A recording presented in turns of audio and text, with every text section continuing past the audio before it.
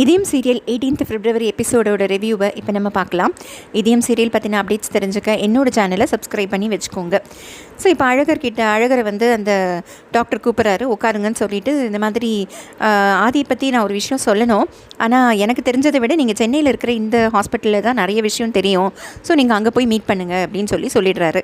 அழகர் வந்து ஆதிக்கு ஒன்றும் இல்லைன்னு சொல்கிறீங்களே, ஆனால் சென்னையில் போய் இந்த டாக்டரை மீட் பண்ண சொல்கிறீங்களே அப்படின்னு கேட்குறாரு. இல்லை ப்ளீஸ் சொன்னால் கேளுங்க, நான் கொஞ்சம் பிஸியாக இருக்கேன், அப்புறம் பேசலாம் அப்படின்னு சொல்லிடுறாரு. ஸோ அழகர் அங்கேருந்து வந்துடுறாரு. பாரதி வந்து அழகருக்கு ஃபோன் பண்ணி கேட்குறாங்க, என்னாச்சு போய் பார்த்தீங்களா அப்படின்னு சொல்லிட்டு. அப்போ உடனே அவர் சொல்கிறாரு, இல்லை ஒன்றும் இல்லையா, அவன் ஏதோ சும்மா தான் வந்து அம்மாவோட இழப்பை தாங்க முடியாமல் தான் கவுன்சிலிங் மாதிரி போயிருக்கான், வேறு எதுவும் இல்லை அப்படிங்கிறாரு. ஆனால் ஒன்று சொன்னார் பாரதி, அவங்க எழுந்து வரும்போது சென்னையில் இருக்கிற ஹாஸ்பிட்டலோட அட்ரஸை கொடுத்து அங்கே போய் பார்க்க சொன்னார், ஆனால் ஏன் சொன்னாருன்னு எனக்கு தெரியல அப்படிங்கிறாரு அழகர். இதை கேட்டவுடனே பாரதிக்கு ஒரே டவுட் வந்துடுது. நீங்கள் சென்னையோட அட்ரஸை கொடுங்க, நான் போய் பார்க்குறேன் அப்படிங்கிறாங்க. இல்லை நீங்கள் போவேணா, நான் வரேன் அப்படிங்கிறாரு அழகர். இல்லை வேண்டாம், எனக்கு மதுரை தான் புதுசு, சென்னை புதுசு இல்லை, நான் போய்க்கிறேன், நானும் தமிழும் நாங்கள் கிளம்புறோம் அப்படின்னு சொல்லிட்டு அட்ரஸை வாங்கிட்டு அவங்க கிளம்புறாங்க. இந்த பக்கம் ஆதியை காட்டுறாங்க. ஆதி வந்து சுயநினைவு இல்லாமல் தான் படுத்திருக்காரு. இப்போ சடனாக அவருக்கு சுயநினைவு வர ஆரம்பிக்குது. ஸோ அவர் உடனே எழுந்துக்கிறாரு, பயங்கர கன்ஃபியூஸ்டாக எழுந்துக்கிறாரு. அவருக்கு என்ன நடந்தது ஒன்றுமே புரியல. நான் ஏன் இங்கே இருக்கேன், எனக்கு என்ன ஆச்சு, இது என்ன ஹாஸ்பிட்டல், இப்படி 1008 கேள்வியெல்லாம் கேட்குறாரு. உடனே பக்கத்தில் இருந்த டாக்டர் சொல்கிறாங்க, உங்கள் ஃப்ரெண்டு வாசலில் இருக்காங்க, இருங்க அவங்கள அனுப்புகிறேன் அப்படின்னு சொல்லிட்டு அந்த வாசலில் இருக்கிற நிஷாவை உள்ளே வர சொல்கிறாங்க. உள்ளே வந்த உடனே நிஷா கிட்டே இவர் வந்து, நின்ன நிஷா நீ என்ன பண்ணுறீங்க, நீ எதுக்கு இங்கே வந்த, நான் ஏன் இங்கே இருக்கேன், எனக்கு ஒன்றுமே புரியல, எங்கள் அம்மாவை கூப்பிடு அப்படிங்கிறாரு.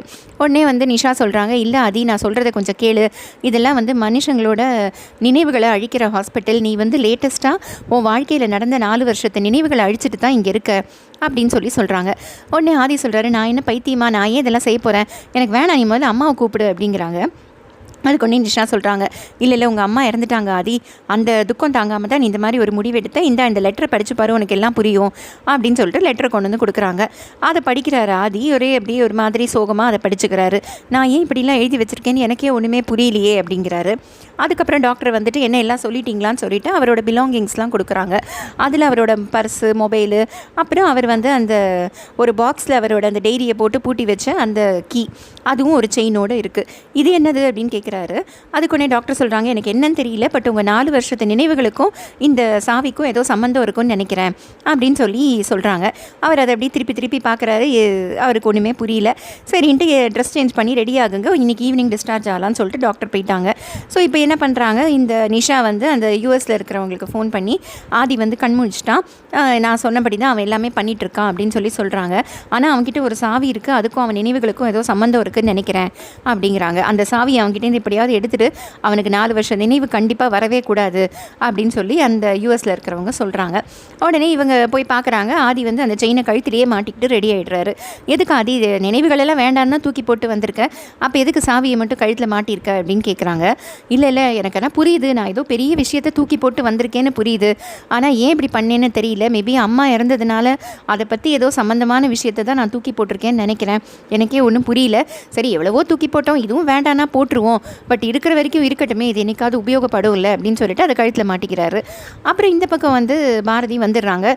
ஆட்டோவில் வந்து ஹாஸ்பிட்டலில் இறங்கிட்டு இவங்க உள்ளே வராங்க. வந்து ரிசப்ஷனில் கேட்குறாங்க, இந்த பேரில் யாருமே அட்மிட் ஆகலை, இங்கே ஒரிஜினல் பேர்லாம் கொடுத்து அட்மிட் ஆக மாட்டாங்க, ஸோ நீங்கள் அப்படியே போய் பாருங்கள் அப்படின்னு சொல்கிறாங்க. இவங்க இப்படியே காரிடாரில் அலைஞ்சு ஒரு ரூமாக திறந்து பார்க்குறாங்க. ஒரு ரூம் ஆதி இருக்கிற ரூமையே திறக்கிறாங்க. பட் ஆனால் ஆதி அப்போ தான் வந்து ஏதோ டேப்லெட் போட்டு நான் வாஷ்ரூம் போகிறேன்ட்டு போயிடுறாரு. ஸோ இவங்க திறக்கும்போது அங்கே ஆதி இல்லவே இல்லை. ஆனால் இவங்க பக்கத்தில் வர ஆதியோட ஃபேஸ் ஆனால் மாறுது. மேபி அந்த பழைய மாதிரி இதயம் துடிக்குதா என்னங்கிறது தெரியல. அவர் ஒரு மாதிரி எப்படி யோசிக்கிற மாதிரி யாராரு இவங்க அங்கே வராங்க. அதே ரூமோட வாசல்லையே வந்து பாரதியும் தமிழும் உட்காந்துக்கிறாங்க. தமிழ் ரொம்ப அழறா, அம்மா அப்பா இல்லையாம்மா, இங்கேயும் இல்லையாம்மா, அப்பா எங்கம்மா போயிட்டாரு அப்படின்னு சொல்லி அழறா. அதோட இந்த எபிசோடு முடியுது. பார்ப்போம் இதுக்கப்புறம் சீரியல் எப்படி போகுதுன்ட்டு. இதயம் சீரியல் பற்றின அப்டேட்ஸ் தெரிஞ்சுக்க என்னோடய சேனலை சப்ஸ்கிரைப் பண்ணி வச்சுக்கோங்க. Thank you friends.